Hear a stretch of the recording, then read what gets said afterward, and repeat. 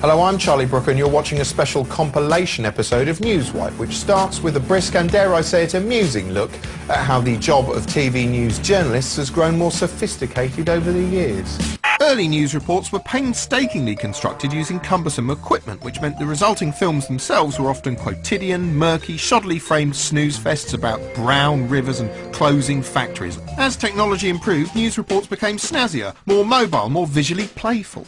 Before long, a standard news report visual language established itself, one that's immediately recognisable to anyone. Me has this report. It starts here, with a lacklustre establishing shot of a significant location. Next, a walkie-talkie preamble from the auteur, pacing steadily towards the lens, punctuating every other sentence with a hand gesture and ignoring all the pricks milling around him like he's gliding through the fucking Matrix, before coming to a halt and posing a question. What comes next? Often something like this, a filler shot designed to give your eyes something to look at while my voice babbles on about facts. Sometimes it'll slow down to a halt, turn monochrome, and some of those facts will appear one by one on the screen. This is followed by the obligatory shots of overweight people with their faces subtly framed out, after which the report is padded out with a selection of lazy and pointless vox pops. Usually you get some inane chatter from people. I think they do have too much. I think what we want to hear is actually what's happening and not what other people think of it. I hate these sound bites. I don't want some punter's opinion usually. No. Another bit of dull visual abstraction to plug another gap now before the report segues gracefully into a bit of human interest courtesy of some dowdy man opening letters in a kitchen and explaining how he's been affected by the issue.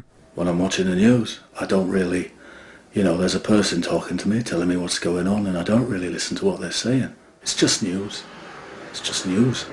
He, unfortunately, was boring, so to wake you up, this is an animated chart, this is a silhouette representing the average family, and this is a lighthouse keeper being beheaded by a laser beam. As we near the end of the report, illustrative shots of pedestrians and signs and a pipe at a window. And then the final summary, ending on a whimsical shot of something nearby, accompanied by a wry sign-off. If you're lucky, a bit of wordplay fit for a king, or in other words, a regent's treat. Charlie Brooker, Newswipe, London. Snow is a substance that falls from the sky on occasion. Here's how the news covered it this year. Temperatures across the land plunged to Hollyoaks IQ level, and Nick Griffin's dream of an all-white Britain was finally realised. The rolling networks covered it in much the same way they'd cover an alien invasion. They rapidly dispatched journalists to all 18 corners of the nation, where they stood around looking cold and uncomfortable, a bit like hungry homeless people forlornly staring through the window of an upmarket restaurant at diners sitting indoors in the warmth. You could be forgiven for thinking that snow was a brand new, never-before-seen phenomenon. Sky helpfully explained where it came from for the benefit of dimbo-dumbos. To have snow, the layers of the atmosphere below cloud level must be cold enough to keep the flakes from melting. We were also shown that snow is a cold, white, watery powder which can, in large quantities, render roads impassable and make pavements more slippery than usual. Mainly, though, we learned that snow is a disloyal, deceitful substance responsible for causing conditions that can only be described as treacherous. Treacherous conditions on the roads as even tractors battle with the ice. The few cars that did brave it, the going was treacherous. Minor roads continue to be treacherous ice. Meanwhile, back in the Kingdom of Narnia, the state of Britain's slippery pavements was providing bulletins with plenty of tittersome you've-been-framed style slapstick. This spot in Bristol claimed 2 victims in very quick succession.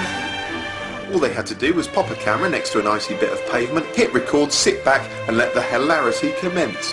It's still dangerous for Dublin pedestrians. He's probably in hospital now. Slippery pavements were a huge concern for many journalists as they pandered to some of the moaniest people in Britain. The pavement should be gritted like the roads. People leave their cars at home because they can't get off their drives and so forth and so on. They must be gritted like the roads.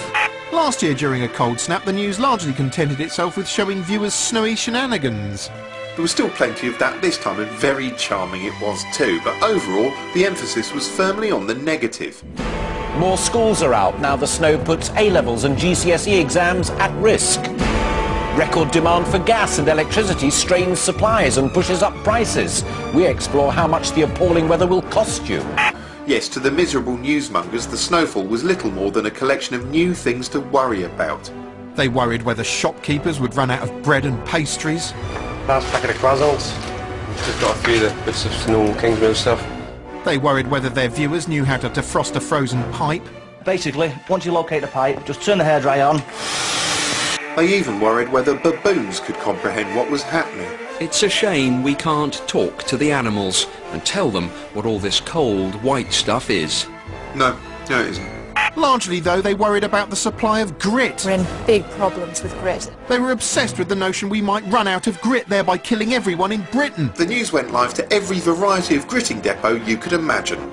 There were boring gritting depots, dull gritting depots, tedious gritting depots, underwhelming gritting depots, undermanned gritting depots, manned gritting depots, indoor gritting depots, outdoor gritting depots, murky gritting depots, sexy gritting depots. Everywhere you looked, the news was taking it up the gritter. No wonder they lost all sense of perspective. With more snow and ice forecast, is Britain sliding toward chaos?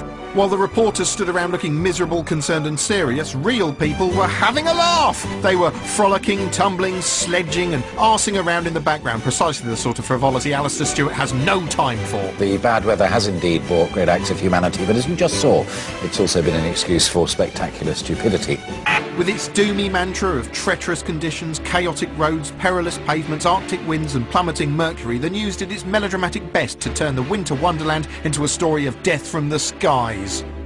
It was a tale of woe, peril and treachery the general public just weren't buying. What about this travel chaos, the misery across Britain, snowbound Britain? Doesn't matter, does it? The beginning of 2010 was dominated by the tragic earthquake in Haiti. We took a look at how the news covered it. Recently, the news has been filled with scenes of unimaginable horror and unbearable suffering. On the whole, the reporters themselves have been remarkably stoic in the face of events that would traumatise anyone. Some actively stepped in, leading to astonishing scenes like this, in which CNN health correspondent and neurosurgeon Sanjay Gupta cared for an injured baby in the street.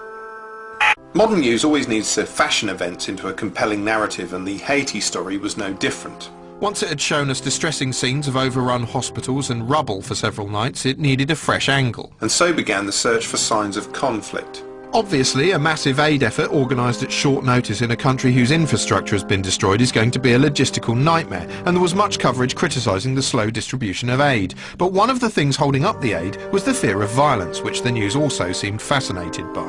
The moment footage of sporadic but inevitable scuffles arrived, it was seized on as evidence that the whole of Haiti was about to descend into barbarism. But with aid struggling to get through, the country is spiralling out of control. Haiti now is not just a tinderbox of simmering desperation and anxiety.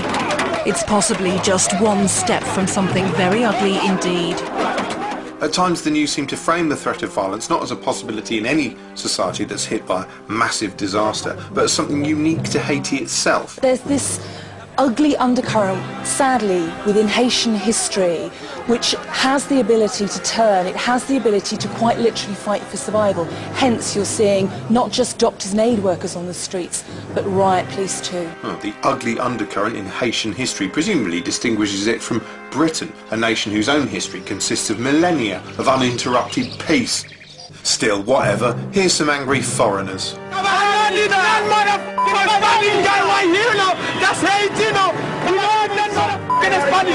What he says is hard to understand. It almost doesn't matter. If you say so. Sky occasionally seemed curiously disapproving of people forced to scavenge for anything they could find. They scramble over an assault course of destruction to get at anything they can. Watch this. And this. Perhaps the US military should. They don't seem to think there's a problem. Yeah, well, maybe they've got a clearer idea of the bigger picture than you have. Just a thought. In fairness, dislocation could be a factor here. The reporter wasn't in Haiti, but in Britain, revoicing images seen on a monitor. Images are always open to interpretation. Take this shot from another Sky News report. These people aren't even vainly hoping for food. They're fighting over cardboard boxes to use as shelter. Are they fighting, or are they throwing the boxes to try and break and flatten them to use as shelter and sunscreens, as we saw them doing in other reports? Check out the guy in the green t-shirt and his mate in the stripy blue top. They're clearly having a laugh batting these boxes around. Surely that's the very definition of being good-natured in a crisis.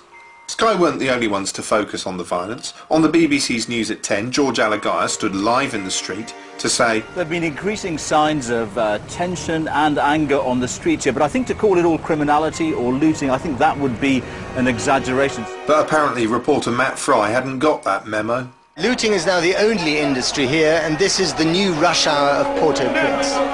Anything will do as a weapon. A hacksaw, a stick, and of course all the machetes and guns that you can't see. It's just a foretaste of things to come.